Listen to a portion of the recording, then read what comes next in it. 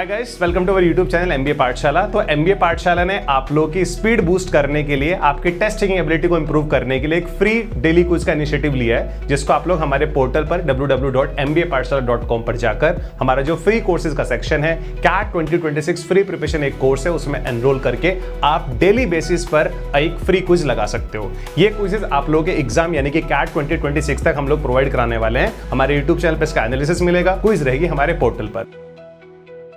Okay, let's try these daily dose questions. Let's look at the very first question. So odd one out, guys. So करते हैं read sentences को one by one. Slackline walkers training for long unsupported spans must develop tolerance for subtle low frequency oscillation in the line that beginners often mistake for losing balance entirely. कुछ तो भी slackline workers की बात हो रही है, tolerance develop करने की बात हो रही है, क्योंकि स्लैक लाइन वर्कर्स को लो फ्रीक्वेंसी ऑसिलेशन की वजह से उनका ना बैलेंस लूज आउट हो सकता है। ठीक है, so this is about slack line walkers, training of slack line walkers and like what could be the potential mistakes. B पे आते हैं। Several urban parks have introduced design slack lining zones following complaints about webbing damage, tree bark at unauthorised anchor points. अब ना यार, ये जो option है ना, इसका मेन टारगेट है कि जो अर्बन पार्क्स हैं वो क्या रूल्स एंड रेगुलेशंस बना रहे हैं। तो B option is not primarily about the slack lining. ठीक है, this option is mainly about rules and regulations made by parks. ठीक है, तो this is about the rules regulations जो जनरली ये पार्क्स वगैरह वाले बनाते हैं। ठीक है, उस चीज़ की ये बात कर रहा है। Okay, first option was more about the technique of managing line oscillation. ठीक है, तो आगे देखते हैं। Okay, let's move ahead. Okay, experienced walkers learn to absorb this oscillation through controlled knee bending rather than fighting it with a right posture, which paradoxically makes the line feel more unstable. Experienced walkers जो हैं वो इस absorption को oscillation के through, controlled नी bending के through absorb करते हैं। ठीक है, rather then fighting it with this posture which makes the line feel more unstable, which is like again about the technique of slackline walkers. Line tension itself must be carefully calibrated since an overly taut line oscillates faster and less predictably, while a loose line sags more but moves with greater rhythmic regularity. Again, the same is about technique only. Okay, line tension को कैसे calibrate करना है वगैरह वगैरह है ना। So technique की बात हो रही है। Longer spans amplify this oscillation effect considerably, meaning technique that works reliably on a short practice line can fail unexpectedly once the walker attempts significantly longer one.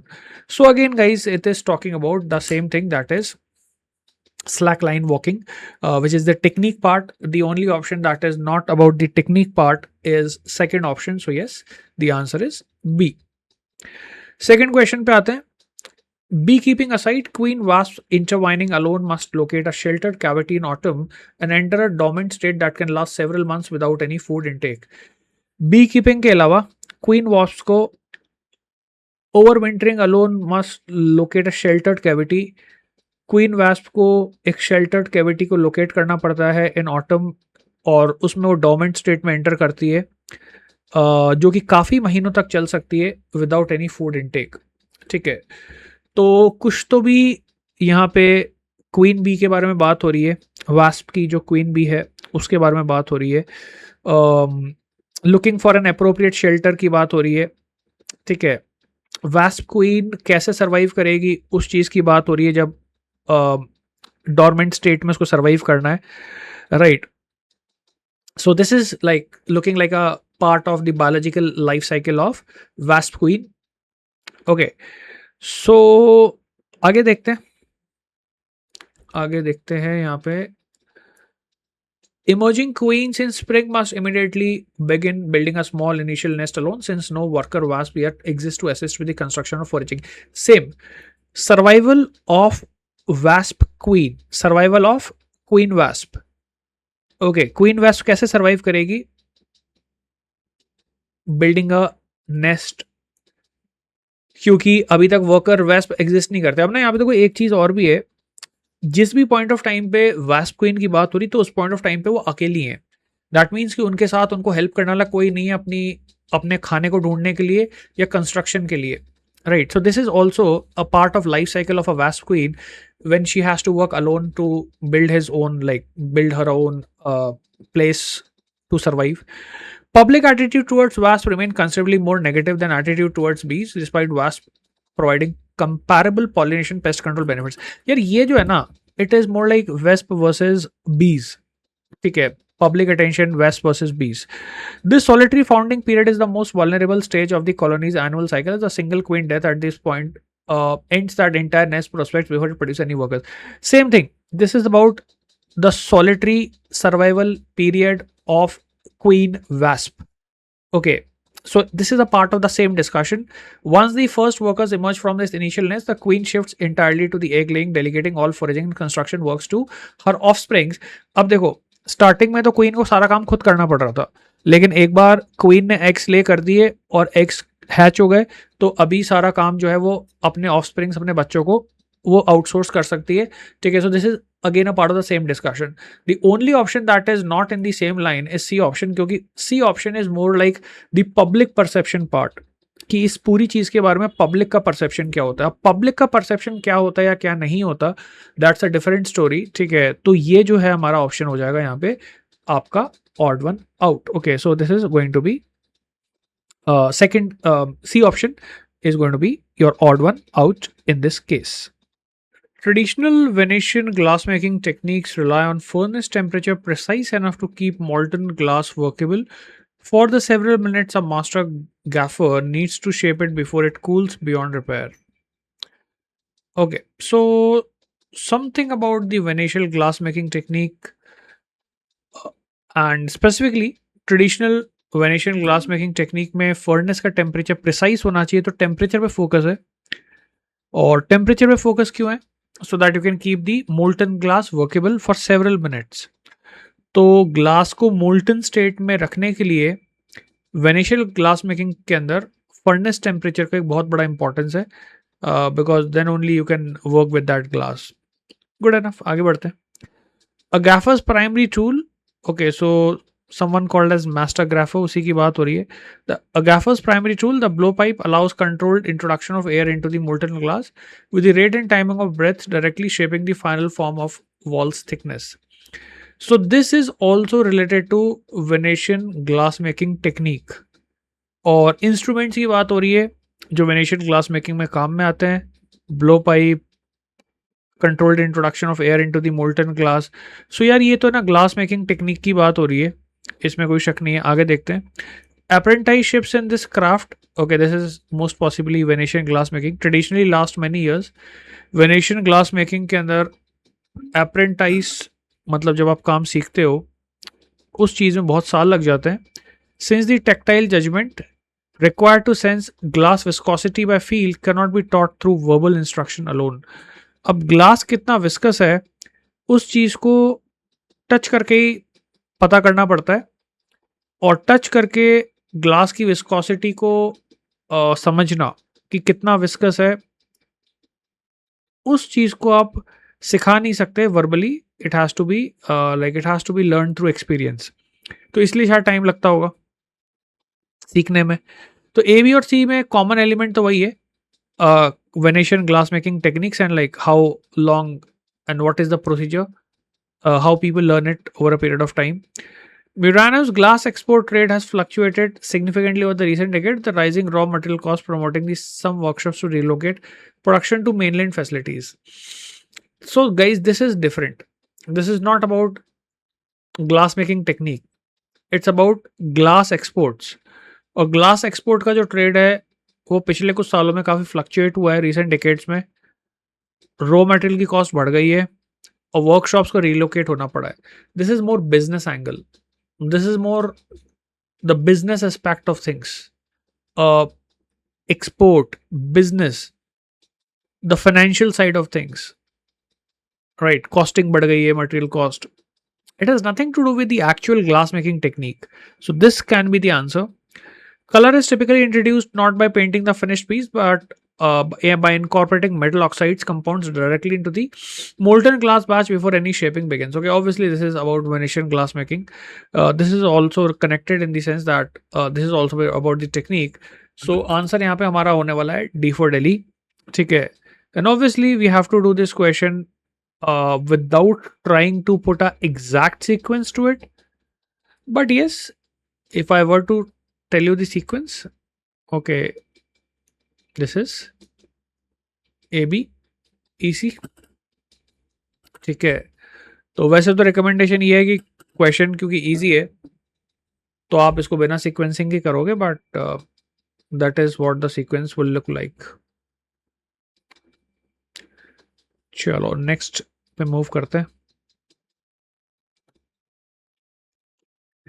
Okay, fourth question, let's try to understand this one.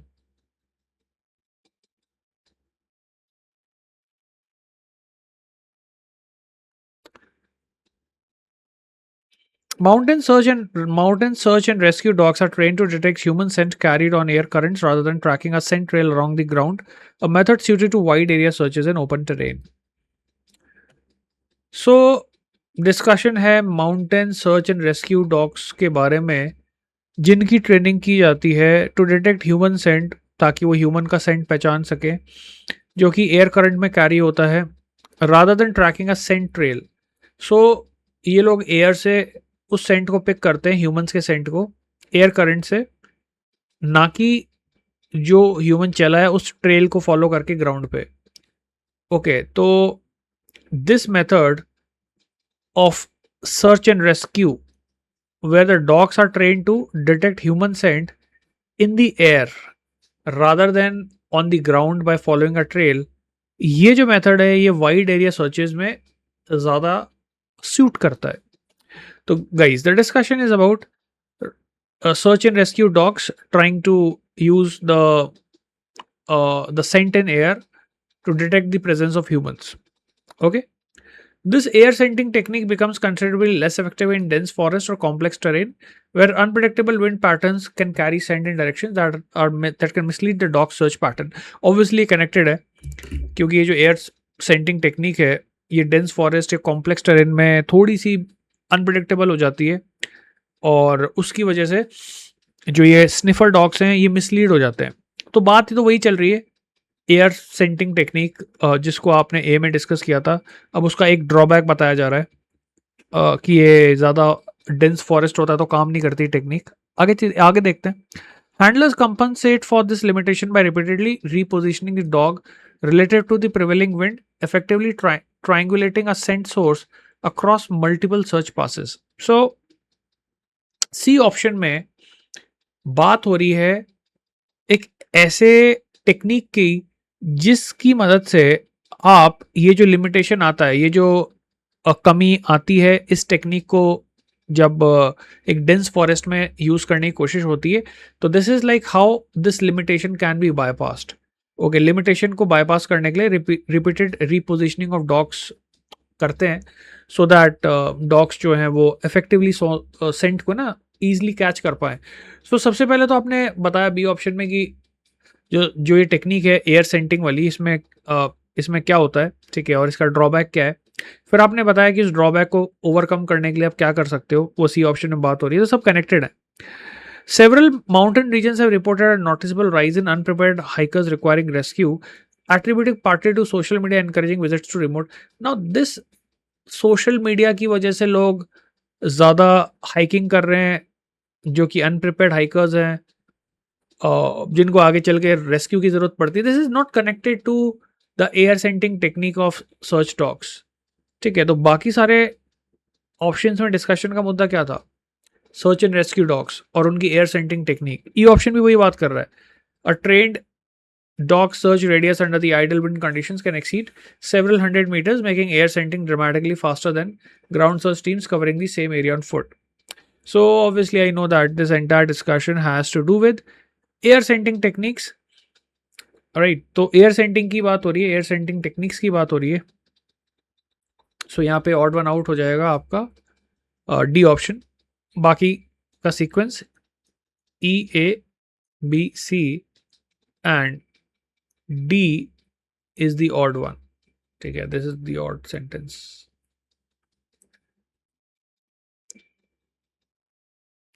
Okay, fifth question को देखते हैं एक बार।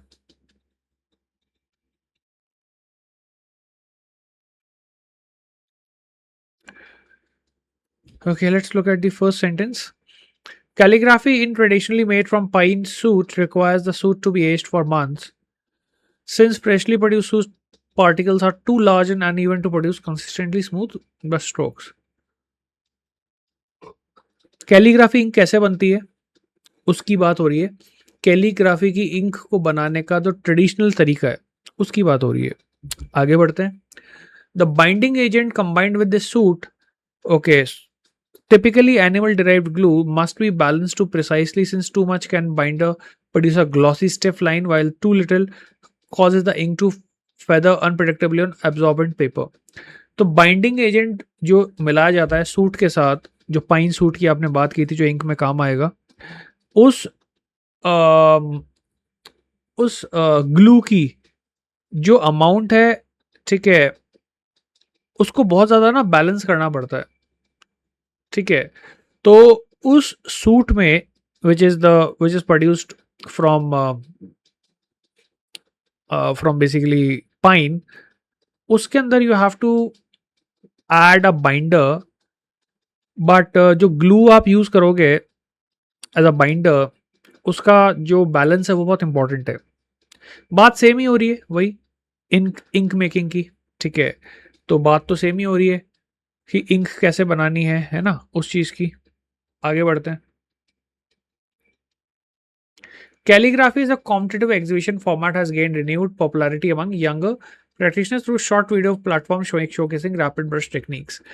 Calligraphy कैसे popular होता जा रहा है उसका डिस्कशन हमारा यहाँ नहीं चल रहा। यहाँ पे कैलीग्राफी इंक को बनाने का जो तरीका है उसकी बात चल रही है। तो this is an odd one out and this could be the answer, ठीक है, क्योंकि ये बात कर रहा है कैलीग्राफी की कि कैसे पॉपुलैरिटी गेन की शॉर्ट फॉर्म वीडियो वगैरह वगैरह। Obviously this looks like the answer. Fourth and fifth को देखते हैं, ऑप्शंस को, डी ऑप्शन को। मास्टर कैलीग्राफर्स जज ink quality partly by the sound it makes when ground against a stone slab. A sensory cue trained practitioners used to estimate particle fineness before any ink touches paper. So obviously this is about ink making technique only. The same ink formulation can behave differently depending on regional paper absorption, meaning calligraphers traveling between schools often adjust binder ratios to match local materials. Again, the focus is on the technique to manufacture calligraphy ink.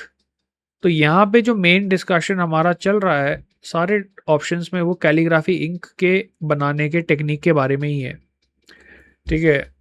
तो answer यहाँ पे हो जाएगा C option. Rest of the options could be sequenced as DABC, ठीक है। तो DABC में अगर आप उसको सूट फिट करोगे तो then that could be the sequence. Okay, DABE I mean. Okay, C option तो खैर आंसर है हमारा।